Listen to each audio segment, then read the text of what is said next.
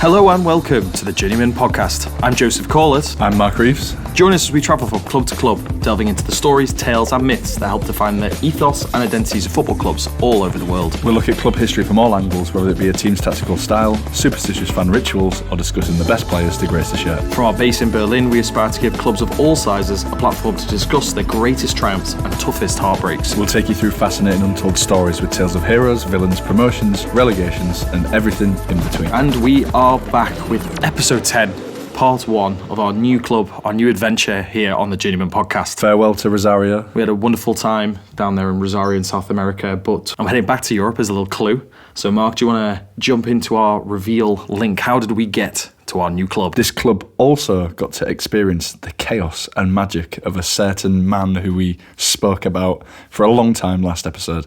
It is Marcelo Bielsa. We have to say it was quite funny how, looking back on the Newell's episodes, just having legends like Lionel Messi and Diego Maradona to talk about. And in fact, we talked about Marcelo Bielsa more than anyone, which is quite funny when you think of the legends at Newell's. I think it also says a lot about him as a man as well. Also, another link, we've got a double link for this one. This club also hosted Newell's on the 1949 European Tour as well. So our new club is none other than Athletic Club, or Bilbao Athletic Cluba in Basque. They're commonly known as either Athletic Bilbao or Athletic de Bilbao, but the club's official title is simply Athletic Club.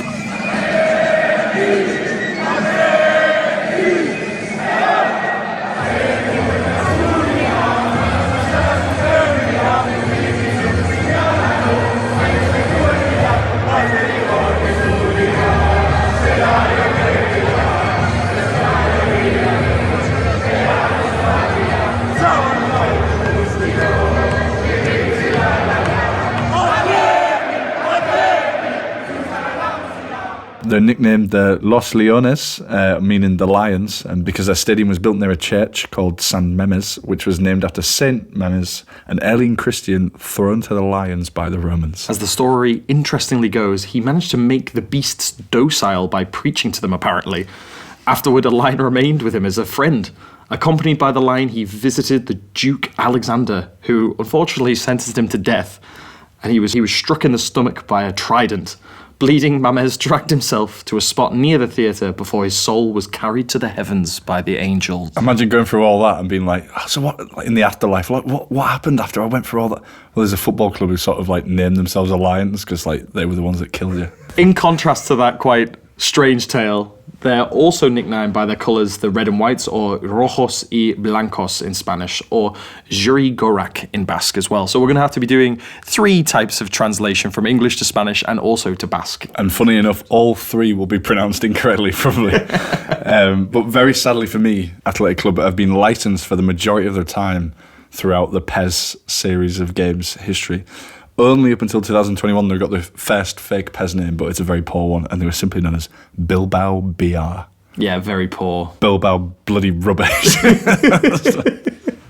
From the introduction, we now jump into some local geography and we describe where the club are based, and they are in the northern city of Bilbao, as the club name goes. Yeah, which you'll find in the province of Biscay, which is also within the Basque Country, and the Basque Country we'll be talking about a lot this episode. The province of Biscay is home to 1.1 million people, while Bilbao itself home to just under 400,000. The city was founded 13th century by Diego López Vidaharo, head of the powerful Haro family. Bilbao was one of the commercial hubs of the Basque Country that enjoyed significant importance within the Crown of Castile. And naturally, this leads us into what we love here on the podcast. We love PES names.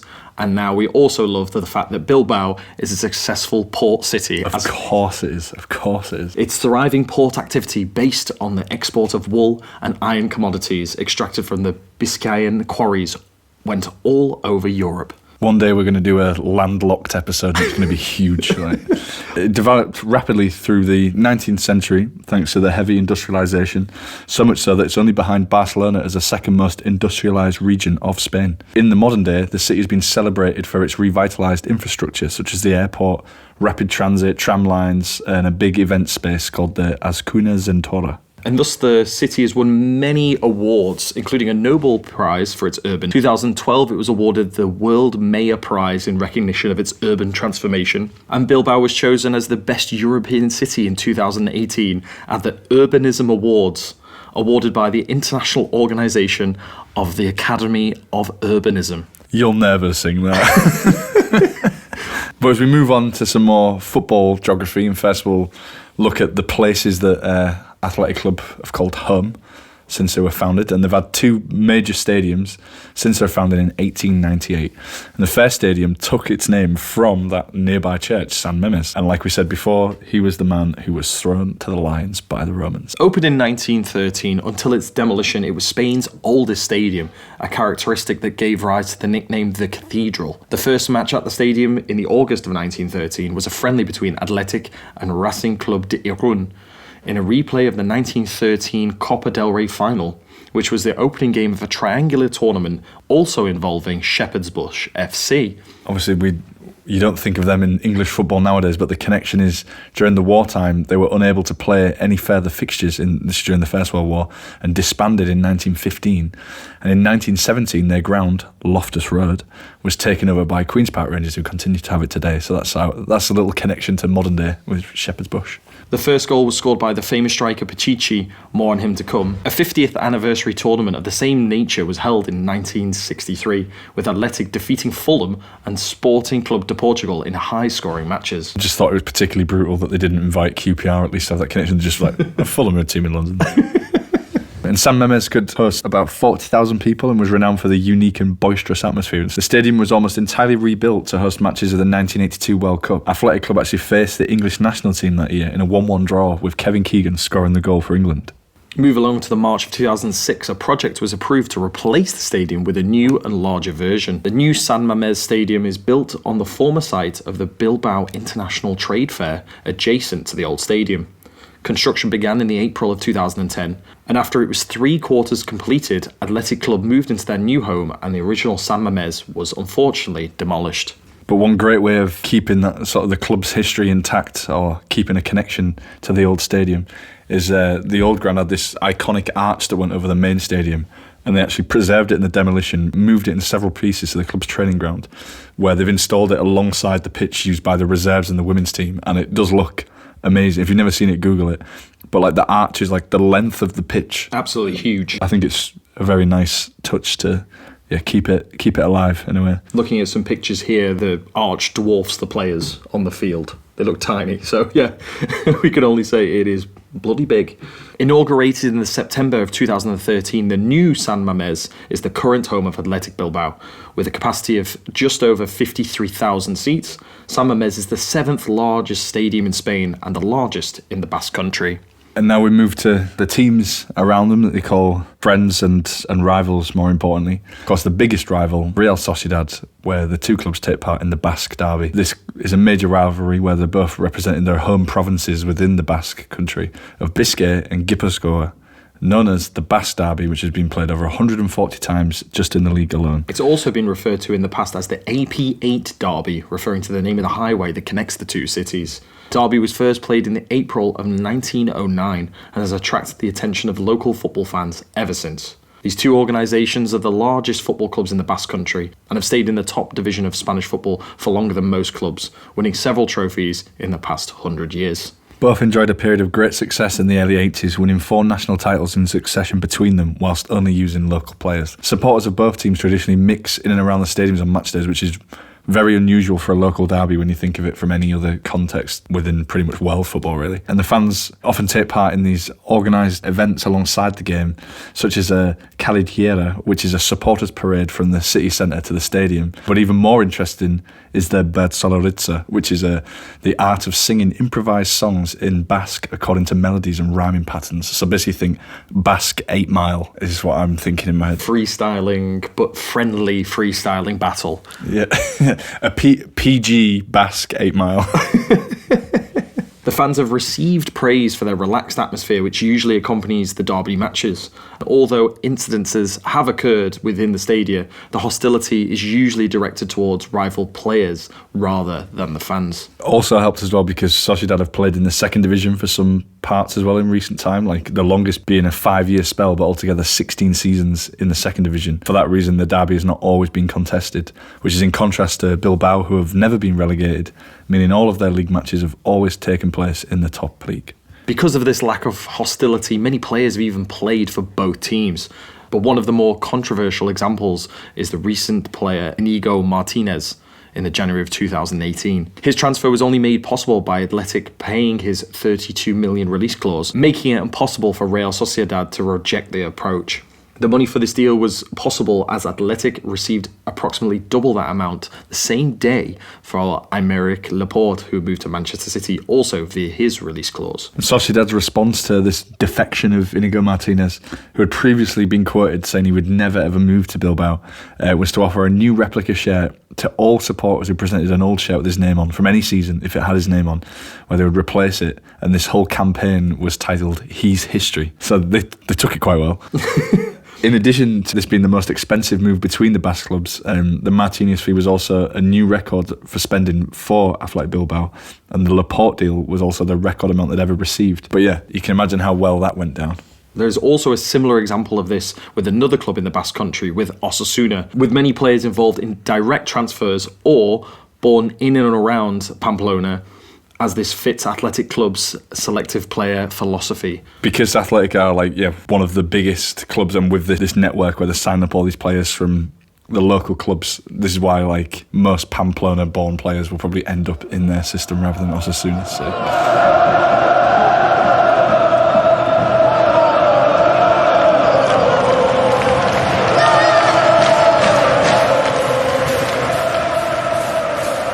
But yeah, moving on to friendships, and the first one is probably one you wouldn't expect, which is Dulwich Hamlet, English team from South London. And they share a friendship that goes back over 100 years to the time when it was an association sport that was spreading around the world because of trade and industry. And that's exactly how this started. So in 1921, a team from Dulwich Hamlet went on tour to the port city of Bilbao. At the time, it had strong trade links to England, so it made sense to go there. But Dulwich were a very good side, amateur cup holders at the time, and the club had gone to Amsterdam and beaten Ajax in 1913. Dulwich Hamlet even had the skillful England international Edgar Cale. He was the last non-league player to play for the full England team. And Cale also had a short international career, only 6 days long, gaining 3 caps on England's brief continental tour of 1929, which they played against Spain, Belgium and France. And he scored 2 goals on his debut against France. Can you imagine having an England career, getting 3 caps, but it was all within the space of 6 days? And you got 2 goals on your debut as well against France. But yeah, Dulwich beat Athletic Club twice in short succession in their own backyard. And yet despite land, sea, several leagues separating the two clubs, they've never forgotten each other. And they still have fans today that attend each other's games. And both clubs share a sort of identity in terms of are deeply rooted in their local communities, but they have a very international outlook. And a great example of this is when quite a few Athletic Club fans came to see Dulwich play on non-league day, in the event which celebrates life outside of the top tiers of English football. And apparently they're going to organise their own Basque version. I think this may have already even happened by now, which is, it's pretty cool. Ezaguna da futbola hemen sortu eta industrializazioarekin batera gurera etorri zitzaigula, hortaz lotura sakona eta benetako daukagu, eta orain hemen ere sortu den non-league day mugimendu honek gure balioekin bat egiten du bete-betean.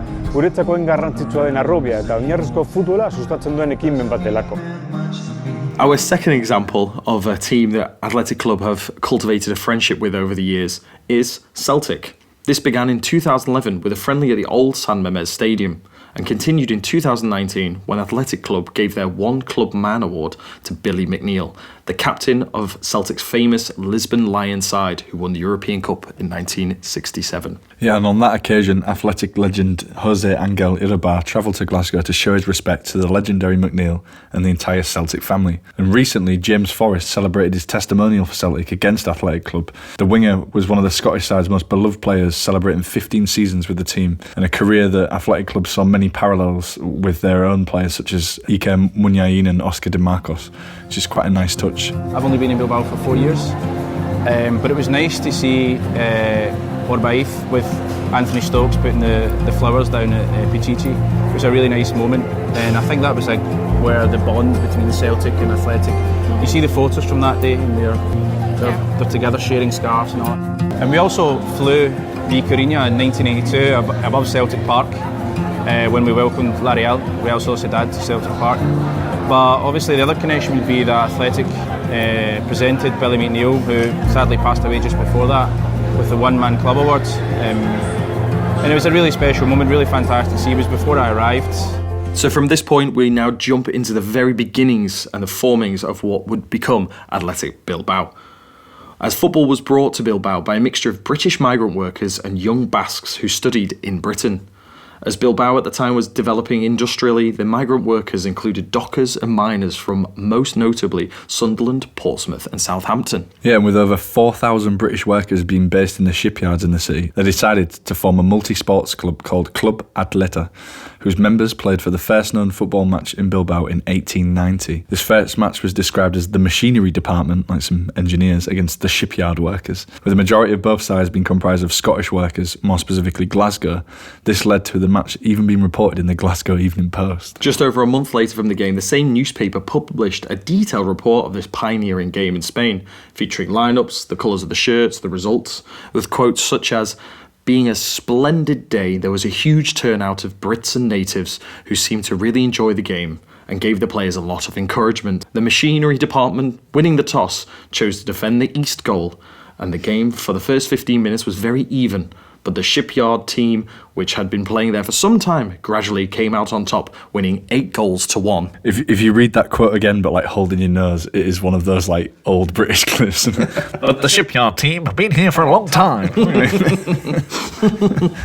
But this would actually lead to the sport outgrowing the area they played in, known as the La Campa de los Ingleses, which roughly translates to the Englishmen's field. We struggle to use the word pitch or ground because it literally was just some spare space down like the quayside where the ships docked, which was, the makeshift football pitch.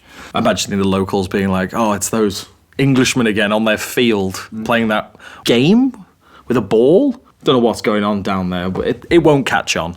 This led to the club secretary of Club Atleta, Enrique Jones Bird, writing to the local government to request the use of the Alamicado Hippodrome as a football pitch from November to April.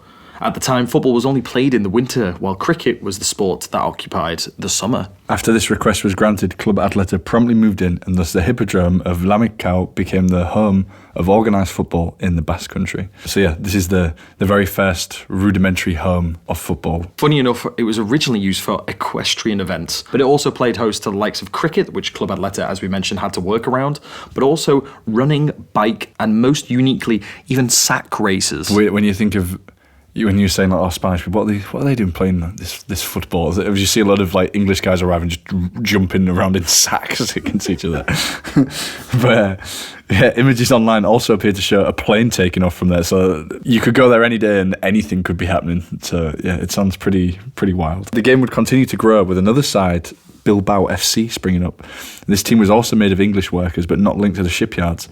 They would also face off against Club Atleta in a series of matches, with local newspapers reporting on a serious tournament playing out that Atleta won in 1893.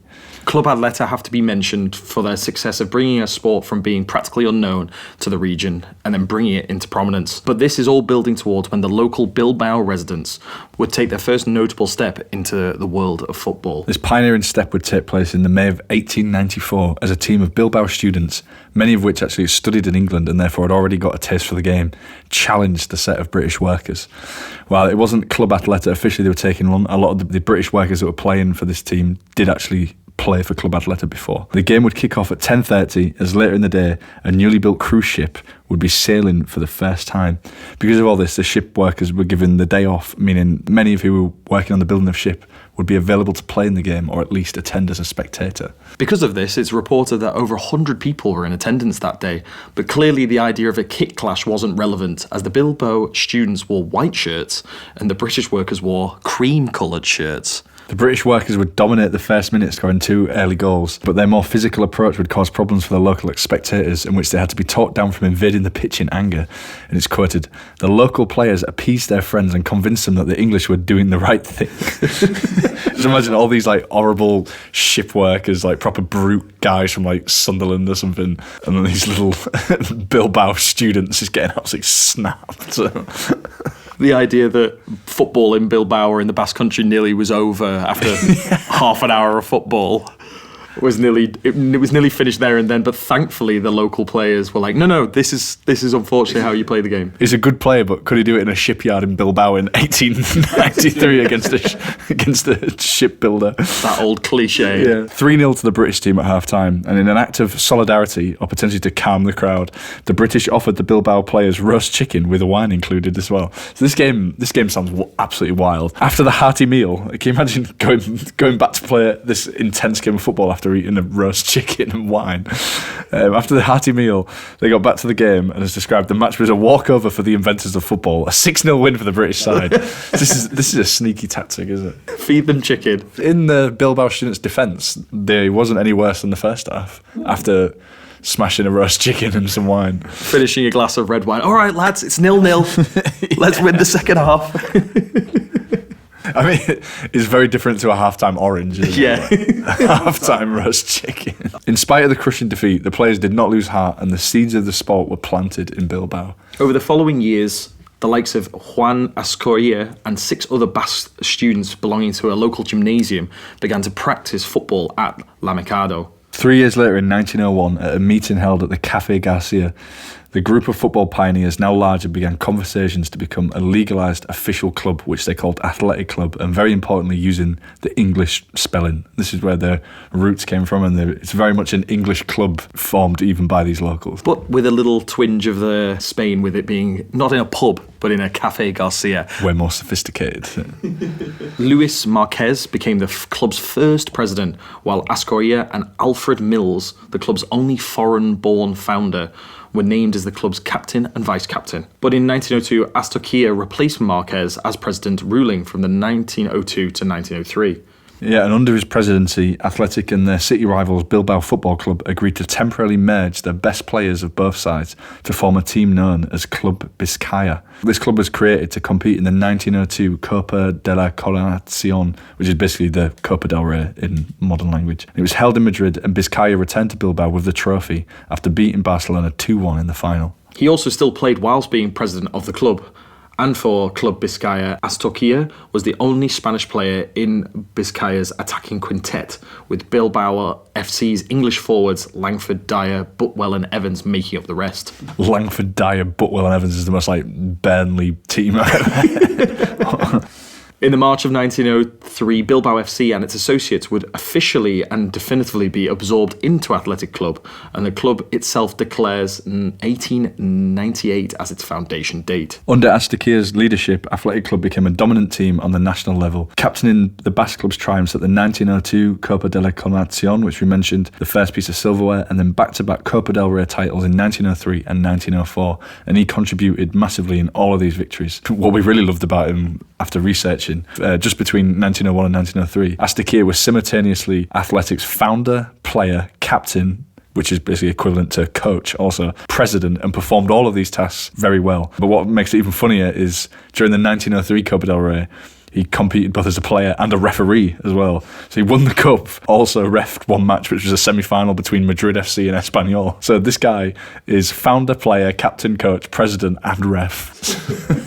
Couldn't quite fit that all on a banner, you'd imagine. It's like the John Terry one at Chelsea. It's captain, leader, legend.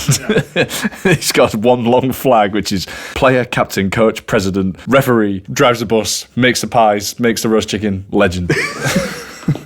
Would wrap around the entire stadium, the entire San Mamés covered in this massive flag. And come on, Mark, this is where you have to come in here with your pun here. You put this in the script. Quite innocently, I was like, he's a jack of all trades. And then I realised he's a Juan of all trades. Takes Juan to know Juan. Away from the puns and back to the football, during the Copa del Rey final in 1903, Athletic found themselves 2-0 down to Madrid. But after a crucial speech at halftime by Astorquia during the break, the Athletic players came out with renewed spirits and managed to pull off a big comeback and win the title with a 3-2 victory over the home team in front of 5,000 spectators. This is important to note that the role of coach as we know it today didn't exist at this point in the game. But he took it upon himself to make this speech at halftime, step forward and gather everyone around him. This wasn't a thing everyone was doing. He just did this.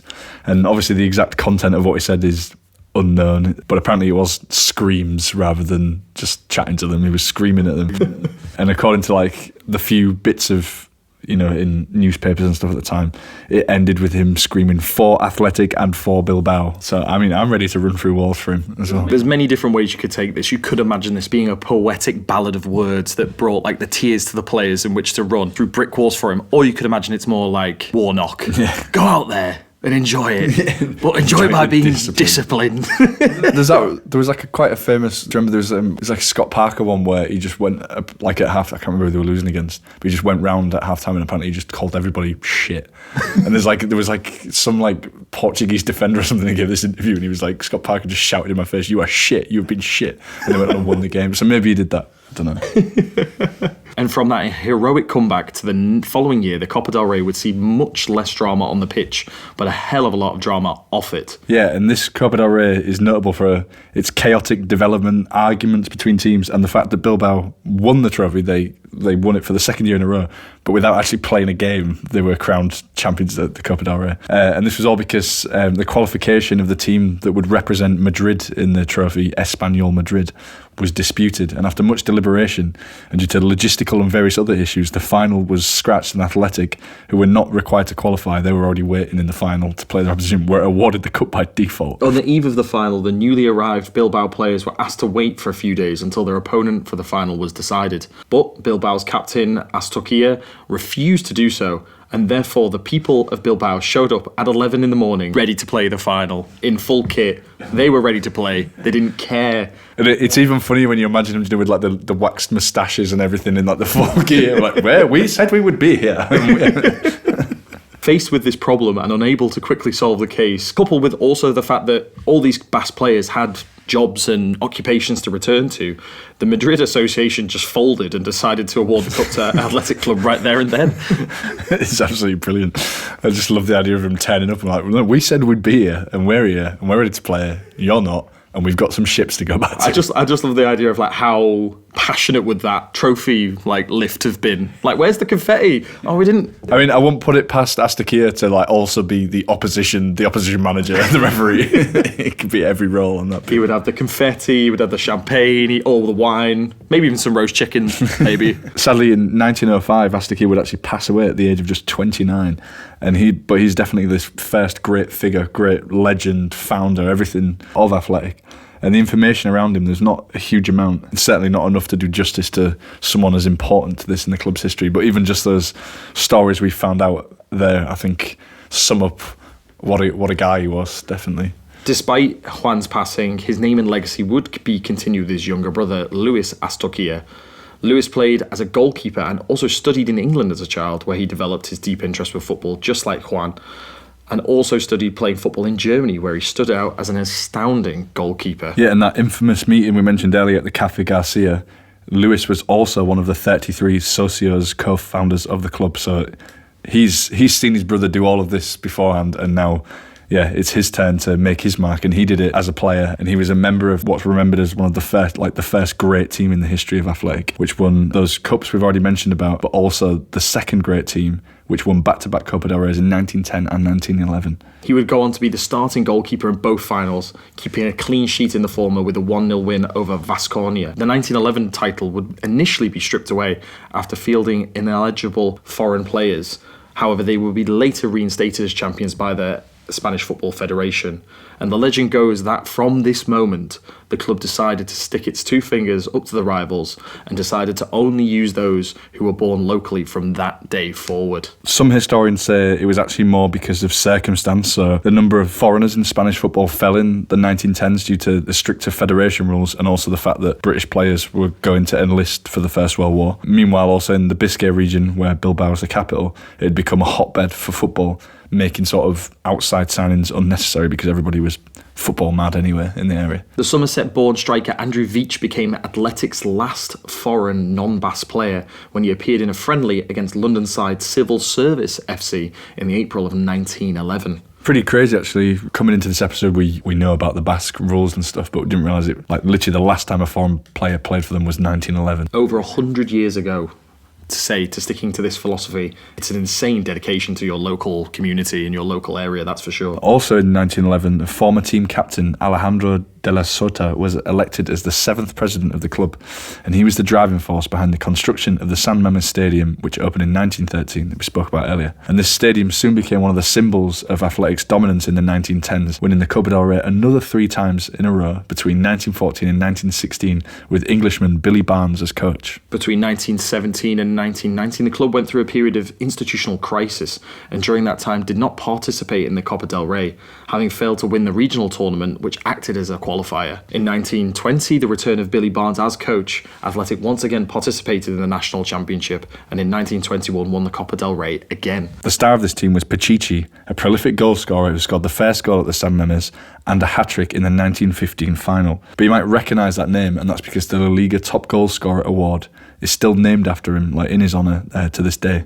He would be easy to identify on the pitch due to the white cloth that he would tie to his head, which certainly is a little bit different to, maybe a headband or low socks in the modern day. A little rag on your head. Martin Petrov with short sleeves and gloves is my childhood hero. After returning from the 1920 Olympics, some supporters felt that his performances were no longer measuring up to his star status, and this criticism caused him to abruptly quit playing altogether in order to become a referee, which I love.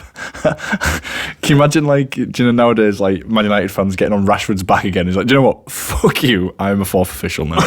And I'm going to screw over your club every time. What? You want 3 minutes of added time? No, you're getting 1. Never mind Fergie time, you're getting Rashford time, which is 10 seconds. Yeah, which is pretty wild. Sadly, in March of 1922, at the age of just 29, Pichichi would die from an attack of typhus. And there was a lot of grief from the fans, in shock, and obviously a lot of regret for how they treated him at the end and this acrimonious exit for their hero. He'd scored a total of 83 goals in 89 games. Can you imagine fans getting annoyed at a player that had done that? But yeah, this guy was true Bilbao through and through. His dad was even the mayor of Bilbao as well. Señor Suazo, cuéntenos cómo era Pichichi como jugador y como persona. En mi recuerdo lo tengo por un gran jugador de grandes facultades y su característica especial era el dribbling. Profundo, no hacia los lados, sino hacia el gol. Y desde luego con un chut muy preciso y muy fuerte. Era hombre de grandes facultades. O sea que metía goles, ¿ah? Metía goles y era muy oportuno y era de mucha vista. Just a short 4 years later, a bust was erected in his honour at the San Mamés Stadium. And it became a tradition for teams visiting the ground for the first time to pay homage by leaving a bouquet of flowers at its base. Despite concerns that it might not be accommodated at the Athletics' new ground, a suitable spot was identified at the entrance to the players' tunnel, allowing for the tradition to continue. And one thing that's even developing even at that early point in the club is how they connect themselves to their history and keep the history alive. And even like that early thing we said about the arch at the stadium, things like this, a club that really values these kind of things. Despite losing this historic goal scorer, in 1922 a new English coach would take over, Fred Pendland, and in 1923 he led the club to victory in the Copa del Rey again. He revolutionised the way Athletic played, favouring the short passing game, and he was known in Bilbao for his trademark cigar and bowler hat. I can literally just see him, like the name Fred Pentland, and hearing about his cigar and bowler hat, I can see him. And he had a very fascinating managerial career. And before we even just talk about any of it, I think I'm just going to read the list of clubs that he managed. His first managerial job was the German Olympic team. Then he managed Strasbourg, then the French Olympic team, Racing Santander, Bilbao, Atletico Madrid, Real Oviedo, Atletico Madrid again, back to Bilbao, back to Atletico Madrid, and ends his career at Barrow. On the same level of all those teams. But what a wild managerial career that is. And ending in Barrow of all places as well. Yes, I mean, how else would you top going to Atletico Madrid 3 times and Bilbao twice? Of course, the next step is Barrow. But his first job, in 1914, when he became the German Olympic manager, he retired as a player and got offered this job, and he went to Berlin in 1914 to take control of the Olympic football team. However, within just a couple of months, the First World War was broke out, and he was immediately put in prison in Berlin, which is pretty brutal. Can you imagine being really excited? You finish your playing career, you've got this exciting new opportunity. How's it going after a month to I'm in prison because a world war has broken out? But he didn't waste time, and within his prison in Ruhleben in the district of Spandau in Berlin, this camp that had 4,000 to 5,000 civilian prisoners. He was one of the leaders of this mini football society in there and had cup and league competitions. Some of the games he had as many as 1,000 people coming to watch them in the prison. He was prominent in organising, playing them. He was the chairman of the REY Football Association and regularly wrote articles in a camp football magazine as well. So this guy was mad for football. He wasn't going to let a World War I prison stop him. Just as Fred had revolutionised the way that Athletic Club played, football as a whole in Spain was revolutionised as the beginning of La Liga came together. Athletic would become a founding member of La Liga in 1928, and by 1930 they were joined by the likes of Alaves, Real Union, Real Sociedad, and clearly the Basque Country was enjoying football so much by the fact that they had 5 of the 10 clubs of this newly created division were from the Basque Country. Yeah, and there was a saying at the time, which I'm not going to murder the actual Spanish one, but translates to, with homegrown teams and support, there is no need to import, which nicely enough rhymes in English as well.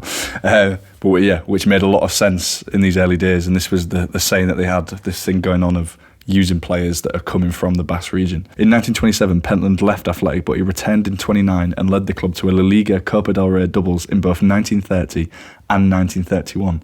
The club would then win the Copa del Rey another 4 times in a row between 30 and 33, as well as being La Liga runners-up in 32 and 33.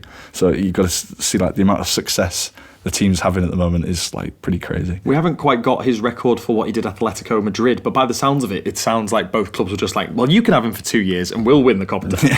And then you'll have him for 2 years and then you win the Copa del Rey, and then we'll have him back. Athletic Club and Atletico Madrid had some sort of agreement for the... Imagine his CV by the time he got to Barra. Like, couldn't wait for that. Walking up there with like 15 medals. And the Rouleben Prison Cup as well.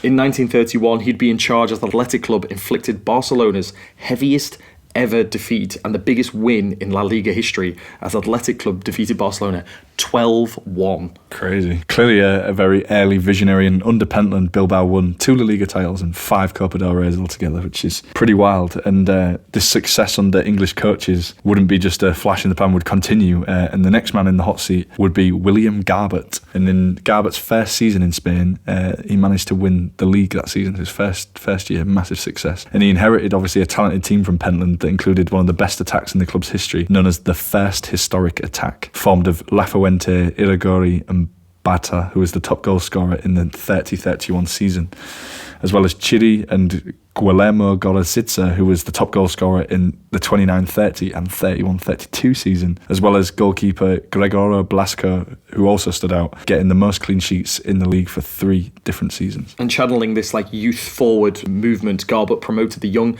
Angel Zubia to the first team. A player who at 17 years of age became the youngest ever to play for the Spanish national team at that time. In the final game of the season, the title was decided when Athletic defeated Oviedo 2-0 at home, winning the title 2 points ahead of Real Madrid. And in July of 1936, football halted due to the outbreak of the Spanish Civil War, and the league did not restart until 1939. Athletic Club didn't win the title again until 1943, and by that time, because of the Spanish Civil War, Garbett had been exiled. And quite interestingly with this guy, he didn't have a lot of luck with fascist leaders, because when he was later coach at Genoa in Italy, he was also exiled due to the fascist policy of Mussolini and was forced to return to England. So like Franco didn't like him, Mussolini didn't like him. Like we were just seeing if he could complete the set with like, I don't know, Hitler or something. Like And in 1941, the club was forced to change its name to Atletico Bilbao following a decree issued by Franco, who also changed the name of the Copa del Rey to Copa del Generalismo in reference to his own figure, you know, a very humble way of dictating your policy on the football culture. You imagine like the FA Cup, I don't know, Tony Blair Cup or something. I mean, I'm not comparing Tony Blair to Franco. I mean, he might have done some bad things, but that's a bit extreme. Boris's Barmy Cup. Yeah, I mean, that's more fit. Thatcher's Paint Trophy. After the Civil War, the club had to rebuild the team pretty much from scratch, as only 7 players from the team before the conflict remained. Some of them had been in favour of Basque nationalism, so had to go into exile, or others, you know, they were just rejected because of fear of reprisals. So they mainly focused, once again, on the young talents of the Basque area to rebuild the team. And in this way, they managed to create a competitive team that quickly became champions again. This squad, coached by Juan Hikizu, won the double in 1943 and retained the Copa del Generalismo, the Copa del Rey, in 1944 and 1945.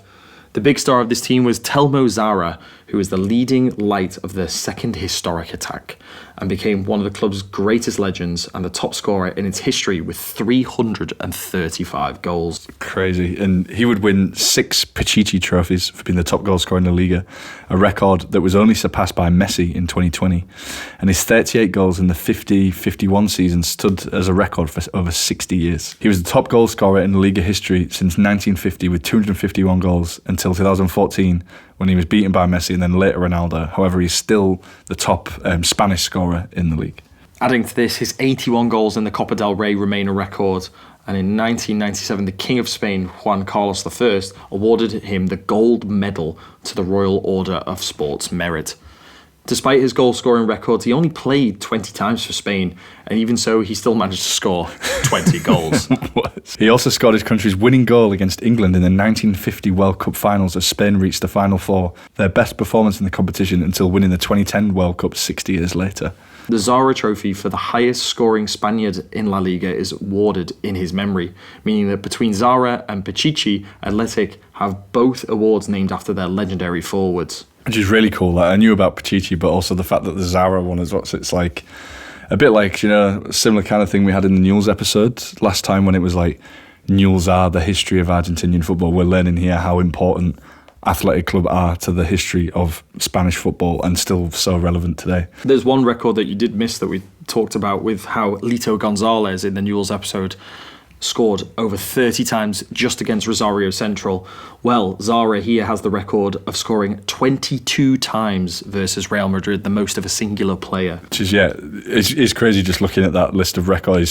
Still the top goal scorer in the Basque Derby, like you say, top goal scorer against Real Madrid, most goals in the Copa del Rey final, top goal scorer in Bilbao's history, top goal scorer in the Copa del Rey history, highest Spanish scoring player in La Liga, the Spanish player with the most hat-tricks in La Liga, Spanish player with the most top goal scorer awards, the Spanish player with the most goals in a season. And that's just his individual awards to add to the 5 Copa del Reys in his collection and the La Liga title too. Especially when you consider they've had to rebuild after the Civil War. Zarra no hacía grandes jugadas, él no hacía grandes jugadas, no. Él estaba donde tenía que estar, para coger el balón. Y Zarra era el que metía los goles, el que remataba. Todo lo que le tiraban, porque tenía una delantera soberbia, y él era el que terminaba la acción metiendo gol. Tenía la simpatía de todo el mundo. Yo no he conocido a nadie que hablaba mal. But into 1954, Athletic Club changed tack from like the usual English coaches that they had in the early days and went with a Slovakian coach, Fernand Dutic. He joined from Barcelona, and it was his job to retire the legendary second historic attack and gave way to a new generation of players. Dutic managed to form a new champion team that would win the double in 1956 and 2 other victories in the Copa Generalissimo in 55 and 58. And the latter is actually remembered as one of the club's most important achievements because they managed to beat Di Stefano's Real Madrid, which had just won the European Cup and the Liga, and the Spanish Federation had ignored Athletic's request to play in a neutral ground and forced the final to be in the Chamartin Real Madrid stadium at the time. However, the Bilbao team went there and won 2-0 regardless, with goals from Arieta and Mari, and lifted the cup in the home of Real Madrid. From that moment on, this was remembered as El Cuerpo de los Once Altaneros, which in English is the team of 11 villagers. And this was because the club president at the time, Enrique Guzman, shouted during the title celebration, "With 11 villagers, we have beat them," which is sort of reference to the fact that they only play with players from the local area, which made me laugh. Like, haha, we have 11 villagers that have beaten your Galacticos. Thanks to this league title triumph, the team represented Spain in the 1956 Latin Cup, where they reached the final and lost to AC Milan by a score of 3-1. In the same year, the club also made their debut in the European Cup, where they reached the quarterfinals after eliminating FC Porto, a fellow pod team that we've covered, and Ferenc Puskás's Honvéd FC as well. Yeah, they'd also beat Manchester United's Busby Babes 5-3 at the San Mamés Stadium, but were defeated 3-0 at Main Road. And yes, that isn't a mistake. This was because Old Trafford didn't have floodlights at the time. And yeah, this was a game where goalkeeper Carmelo had to play almost the entire match injured because substitutions didn't exist at the time. There's some great footage of both legs on YouTube, and we were laughing because in one of the YouTube videos there's a comment from just 8 months ago of someone moaning about the performance of one of the Man United players, which is like a comment you would literally see on like Twitter like now, but it's we're in 2025 and someone was still moaning about this guy's performance from the 50s. Ray Wood was awful in this game for United. He was the weak link in a magnificent team, which is just very funny of like, this guy's still not let it go. I'm just imagining you in like, I don't know, 2062 moaning about Trent getting beaten. Floodlights at Main Road, Manchester. Having lost 3-5 in Bilbao, United must beat their opponents by 3 clear goals to reach the semi-finals of the European Cup. They begin with an opening offensive that already seems to point the way to victory. But Atletico de Bilbao are renowned as a crack Spanish 11, and Manchester knows it only too well. In contrast to these Copa del Rey winning years of the early days of Athletic Club, the 1960s would be dominated by Real Madrid, and Athletic went through a somewhat of a barren patch and moved into a transition in which the only figure that shone was goalkeeper Jose Angel Iribar, who became one of the club's greatest legends along with Zara. Yeah, and due to the team's bad form, the fans used to constantly repeat a phrase that translated to Iribar and 10 more are playing, because it was like nobody else did anything worth mentioning or noticing. But the situation improved by 1969 when they won the Copa del Generalissimo and was the runner-up in the Liga for the 69 and 70 season. But going past that in the 70s, things didn't get much better with just a single cup win in 1973. Despite this barren period, an iconic moment would take place in the December of 1976. Before a game against Real Sociedad, goalkeeper Iribar and Sociedad's captain carried out their Ikuria, the Basque nationalist flag, and placed it ceremonially in the centre circle. This was the first public display of the flag since the death of Francisco Franco, and by then the Franco regime had also ended and the club reverted to using the original name of Athletic. It is a very iconic photo. Even when you see it without a huge amount of like knowledge about the topic, you can just tell it's a very historic moment. Two teams putting aside a local rivalry to come together and celebrate their locality is just, a phenomenal. And especially considering in that context of like they wasn't allowed to show that for so long. The courage and the bravery to defy what was probably a lasting legacy of fascism is just a wonderful thing to see. And following on from that local form of solidarity, the club would actually go on and improve in Europe, reaching the final of the UEFA Cup after eliminating teams like AC Milan and FC Barcelona, among others, only losing to away goals to Juventus in the final. And what's really amazing is a club that's still sticking to its guns of local players, people who were born in the area, whatever. But now it's not just worked in Spain, they're actually making some progress in the European scene as well, which is pretty amazing. They would also reach the Copa del Rey final that season, which they would lose to Real Betis on penalties and finish 3rd place in the Liga. But despite all of these defeats, it is remembered as one of the best teams in the history of Bilbao. It included so many of the historical players such as Iribar, we've mentioned, also Rojo, Alexanko, Urareta, Dani, Carlos. Carlos also being the last player to win the Pichichi Trophy while playing for the club as well. And as the club headed into the 80s, they appointed a new manager, Javier Clemente, who put together one of the most successful teams in the club history. However, this is where we feel it would be great to take a break before part 2, to give you a little bit of a teaser before we jump into part 2 of our time here with Athletic Club. We'll be jumping into that team that Joey mentioned, but also, of course, the modern era, and we get to the man who brought us here, Bielsa, but also some other names that I'm sure will recognise, like Artis Adjuris, Iker Muniain, Oscar de Marcos, and we'll take us right up to the present day.